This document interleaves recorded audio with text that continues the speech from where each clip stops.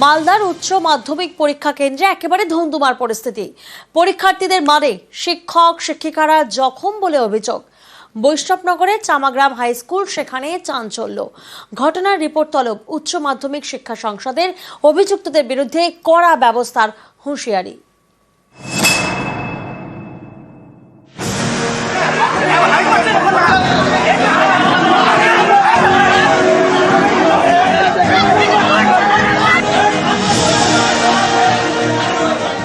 বুধবার উচ্চ মাধ্যমিকের দ্বিতীয় ভাষার পরীক্ষা। সেই পরীক্ষা শুরুর আগে পরীক্ষা কেন্দ্রে ধুন্ধুমার। পরীক্ষার্থীদের মারে 6 শিক্ষক শিক্ষিকা জখম বলে অভিযোগ। এর মধ্যে 4 জন শিক্ষক, 2 জন শিক্ষিকা।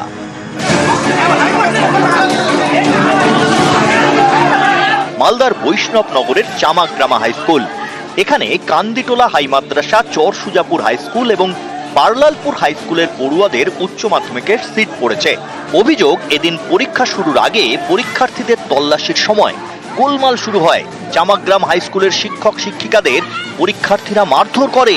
পরীক্ষার্থীদের মারে জখম শিক্ষক শিক্ষিকাদের বেদরাবাদ গ্রামীণ হাসপাতালে নিয়ে যাওয়া হয়। জখমদের মধ্যে 2 জনের অবস্থা আশঙ্কাজনক বলে জানান চিকিৎসকরা।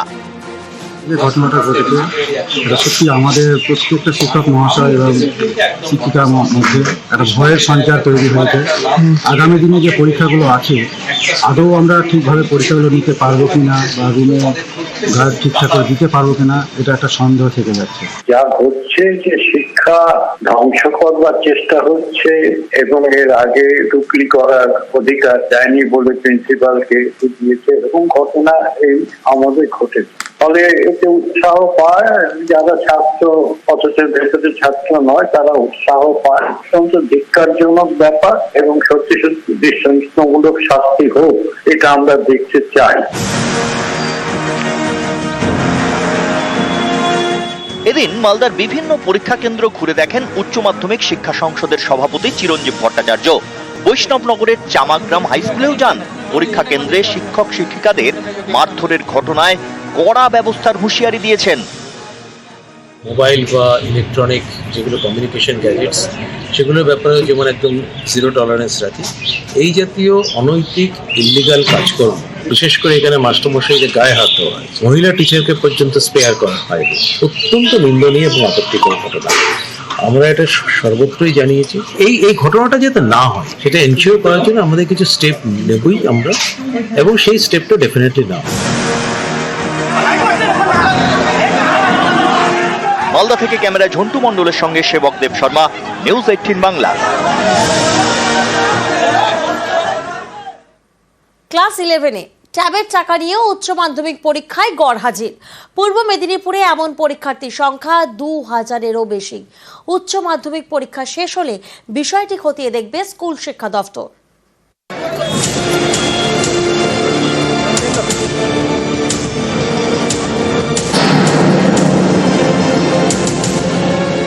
পশ্চিমবঙ্গ সরকারের প্রকল্প তরুণের স্বপ্ন। এই প্রকল্পে ক্লাস 11-এ উঠলেই পড়ুয়াদের ট্যাব কেনার টাকা দেয় রাজ্য সরকার। পড়ুয়া পিছু দেওয়া হয় 10,000 টাকা। ক্লাস 11-এ সেই টাকা নিয়েও অনেকে উচ্চ মাধ্যমিক পরীক্ষা দিচ্ছেন না। এ ছবি পূর্ব মেদিনীপুরের। জেলা স্কুল শিক্ষা দপ্তরের তথ্য অনুযায়ী বছর 2 আগে পূর্ব মেদিনীপুরে ক্লাস 11-এর 32,248 জনকে ট্যাবের টাকা দেওয়া হয়। আর এবছর তাদের মধ্যে 30,164 জন উচ্চ মাধ্যমিক পরীক্ষা দিচ্ছেন। অর্থাৎ ট্যাবের টাকা নিয়ে উচ্চ মাধ্যমিক পরীক্ষায় গড়হাজির 2084 জন। আমরা খোঁজ নিয়ে জানলাম বেশ কিছু মেয়ের বিয়ে হয়ে গেছে, আর কয়েকজন ছেলে ভিন রাজ্যে কাজে চলে গেছে। আর্থিক দুরবস্থার জন্য তারা এই পথ বেছে নিচ্ছে। আমাদের স্কুল থেকে 11-12 মিলিয়ে প্রায় 20 জনের মতো পরীক্ষা দেয়নি। ট্যাব নেওয়ার জন্য এরা অপেক্ষা করেছিল রেজিস্ট্রেশনের পর, বা পরীক্ষা দেবে না, এই ব্যাখ্যায় ভাই আমি দিতে পারবো না, বলতেও পারবো না। তারা কোনো কারণে পরীক্ষা দেয়নি। এর ইন্সপেকশন হওয়া উচিত, এর ভাবা উচিত হয়তো কি কারণ নিশ্চয়ই খুঁজবেন। শিক্ষকদের একাংশের দাবি শুধু পূর্ব মেদিনীপুর নয়, রাজ্য জুড়েই ছবিটা একই রকম। অনেকেই ক্লাস 11-এ ট্যাবের টাকা নিয়েও উচ্চ মাধ্যমিক পরীক্ষা দিচ্ছেন না। এ নিয়ে স্কুল শিক্ষা দপ্তরের বক্তব্য, প্রতি বছরই উচ্চ মাধ্যমিক পরীক্ষায় ড্রপ আউট থাকে। রেজিস্ট্রেশন করার পরেও অনেকে পরীক্ষায় বসেন না। এটা সব পরীক্ষাতেই হয়। ট্যাবের টাকা দেওয়ার কোনো শর্ত নেই যে তাকে উচ্চ মাধ্যমিক পরীক্ষায় বসতে হবেই। উচ্চ মাধ্যমিক পরীক্ষা শেষ হলে বিষয়টি খতিয়ে দেখা হবে। মাধ্যমিক উচ্চ মাধ্যমিক পরীক্ষার রেজাল্টে পাশের হারে শীর্ষে থাকে যে জেলার নাম, সেই পূর্ব মেদিনীপুরে এমন ছবিতে কিন্তু রীতিমতো উদ্বিগ্ন প্রশাসন এবং শিক্ষা মহল। ক্যামেরায় সর্বানন্দ মিশ্রের সঙ্গে সুজিত ভৌমিক, নিউজ 18 বাংলা। সরকারি স্বীকৃতি মিলেছে আগেই, আর এবার 210টি রাজবংশী স্কুলের হাল ফেরাতে উদ্যোগ নিল উত্তরবঙ্গ উন্নয়ন দফতর। তৈরি হবে পাকা স্কুল বিল্ডিং, স্কুলে স্কুলে শুরু হয়েছে সার্ভের কাজ।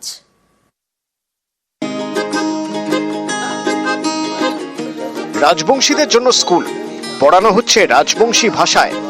উত্তরবঙ্গে এমনই 210টি স্কুলকে আগেই স্বীকৃতি দিয়েছে রাজ্য সরকার। এবার এই সব স্কুলের পরিকাঠামো উন্নয়নে নজর দিল উত্তরবঙ্গ উন্নয়ন দপ্তর। কোচবিহারের দিনহাটা, এখানকার জোড়াবাড়িতে তরণীকান্ত বর্মন রাজবংশী ভাষা প্রাইমারি স্কুল।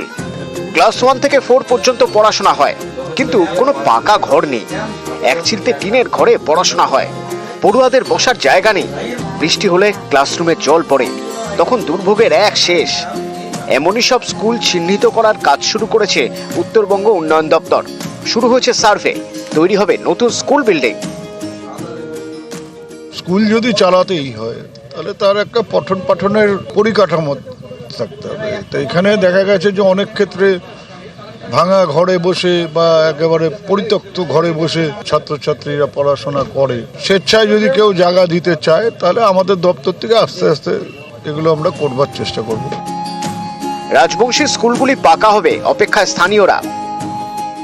আমার যে রাজবংশী ভাষার প্রাইমারি স্কুলগুলো আছে, এগুলো তো অর্গানাইজ স্কুল ছিল, নিজের থেকে মানে ছোটো মোটো ঘর ছায়লা করা ছিল। সেই ঘরগুলো যদি উত্তরবঙ্গ উন্নয়ন দপ্তর থেকে দেওয়া হয়, খবরটা পাওয়াতে আমরা খুশি যে রাজবংশী স্কুলগুলো তাহলে বিল্ডিং পাওয়াতে সাথে সাথে টিউবওয়েল থাকবে, আরও যে আনুষঙ্গিক বিষয়গুলো থাকে আরও ভালো হয়। এটা খুব ভালো উদ্যোগ বলে আমরা মনে করি।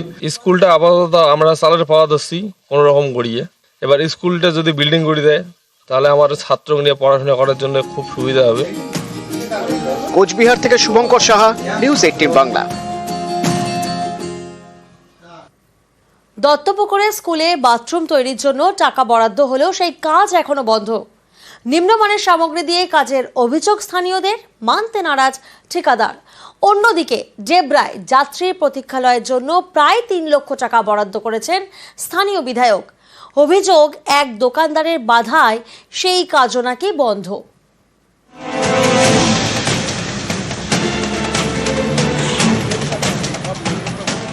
স্কুলের বাথরুম তৈরির কাজ মাঝপথে বন্ধ।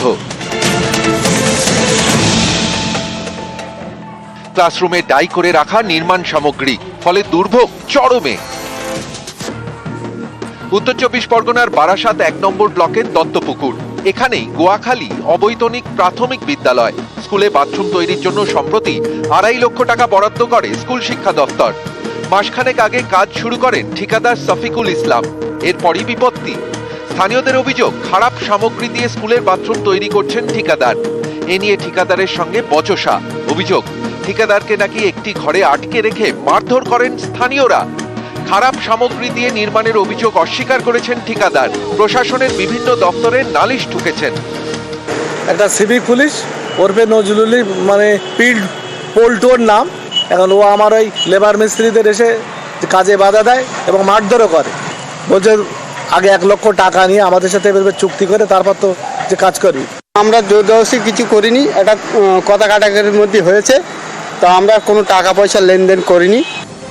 ঠিকাদার আর গ্রামবাসীদের একাংশের দ্বন্দ্ব। বাথরুম তৈরির কাজ মাঝপথে থমকে।